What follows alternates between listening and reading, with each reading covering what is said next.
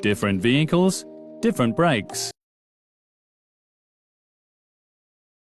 To grease the brakes, first remove the wheels of the corresponding axle.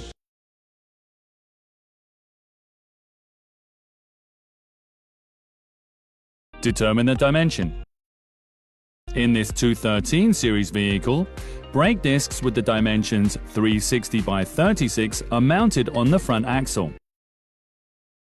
Remove the brake linings. Prepare the new brake linings. Then use the brownish Plastilube brake paste and apply it with a brush onto the guides of the lining edges.